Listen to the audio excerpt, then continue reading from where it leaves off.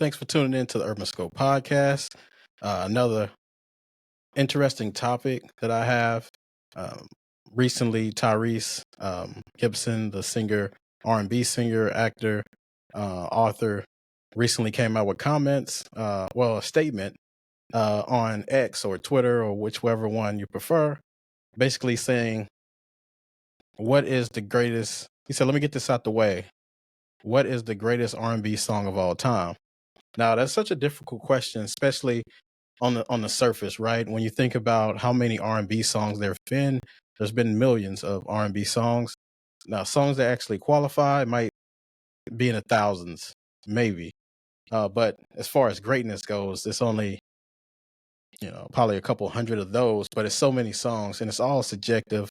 It's not objective at all. It's based on your preference and what you like in a song and the way it makes you feel. Other people have different things that they look for. So when I thought about this question, I thought it was a very difficult question. And like I said, it's very subjective.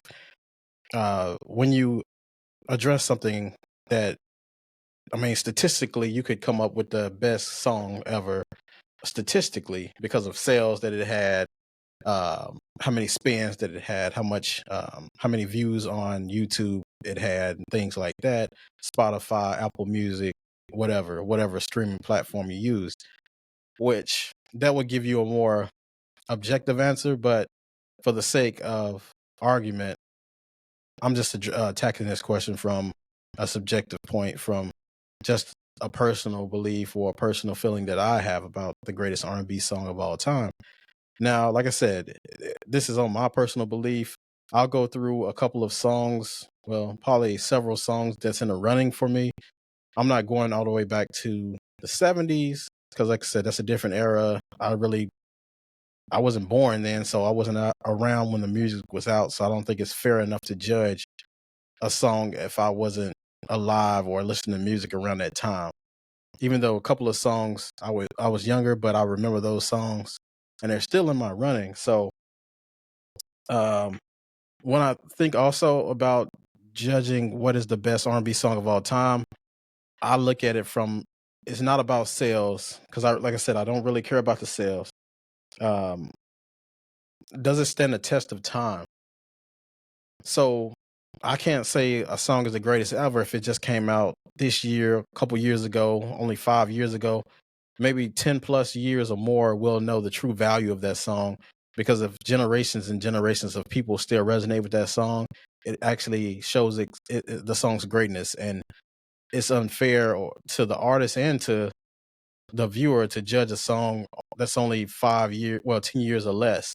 I think it needs more time to let it sit with the viewers and let it sit through generations of people and see if the song still has the same effect on different generations to show the song's elasticity in the market. So a couple of these songs, like I said, I heard thousands of songs, and there's so many one hit wonders, and there's so many different artists that had one or two great hits, had a hit there, hit here.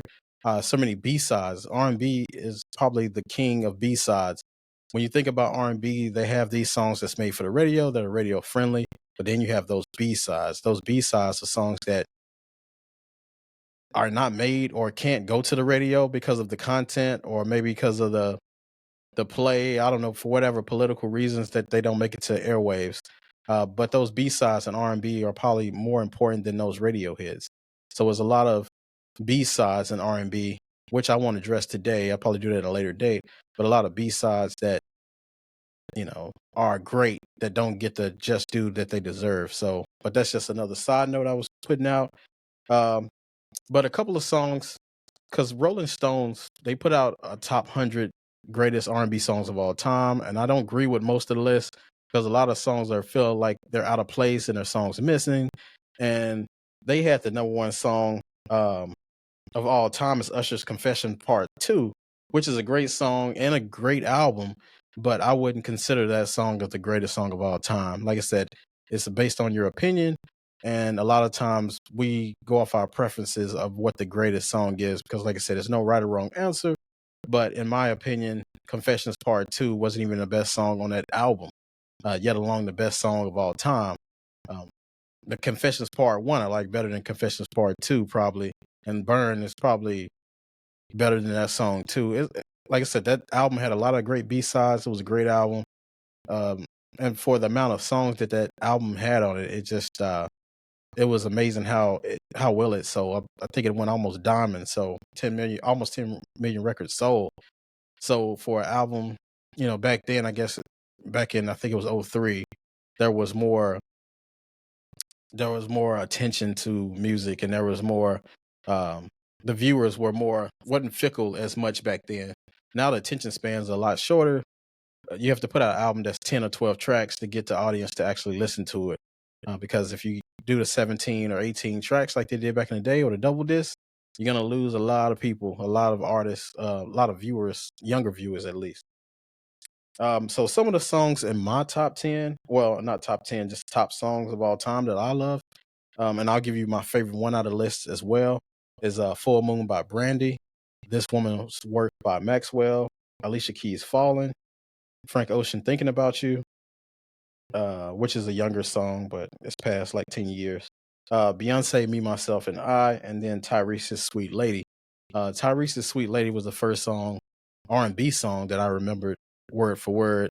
It was very catchy and it had a nice flow to it. It was easy to remember. It was like a jingle almost. So that song was pretty relevant to me.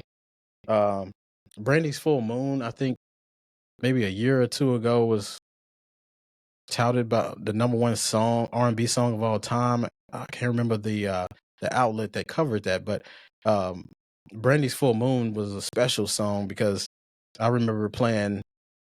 I want to say it was NBA Live 2003 or 2004. It was actually on the soundtrack to a basketball game, which is unique for an R&B song. I mean, I know it happens a lot now, but for a song of that magnitude, for it to be a pure love song, to make it to an NBA video game. So that just showed me the uniqueness of that song and how much it resonated with people in the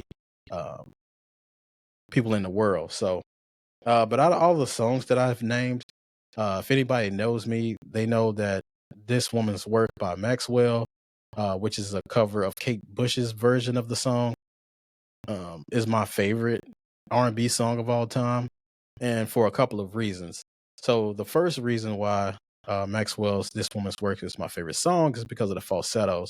I love falsettos and high pitched singing, especially when a man is singing. Pause. Falsetto. It shows the range that Maxwell had, and he's such a talent as an R&B singer. A lot of his songs are very um, metaphoric, and people don't understand them. But this song resonated with so many people, not only because it was an old time classic, but also because it was in the soundtrack. Well, not the soundtrack. It actually didn't make the soundtrack to the Love and Basketball, but it actually was in the movie, which that was one of the best songs that was played throughout the movie. And I don't know why it didn't make the soundtrack. Maybe because it was a cover, but the covers have made soundtracks before. But like I said, that's one of the reasons why Maxwell's This Woman's Works is one of my favorite songs. It's a very passionate song. Very, like I said, it has a lot of nostalgia to it because it was already done, I believe, 20 or 30 years before Maxwell did it. But like I said, it was a very great song and very good song. Great composition to it as well. But when you think about it, Maxwell is probably one of the best R&B singers of all time, just because of the generations that he's lasted through. He's made it through the 90s, 2000s, 2010s. Not so much in the 2020s. He's kind of took a hiatus recently, but he had one of the greatest MTV storytellers of all time that I've ever seen, and I still watch it to this day. So tell me what you think about your favorite R&B songs and let me know. And until next time, I'll see you next time.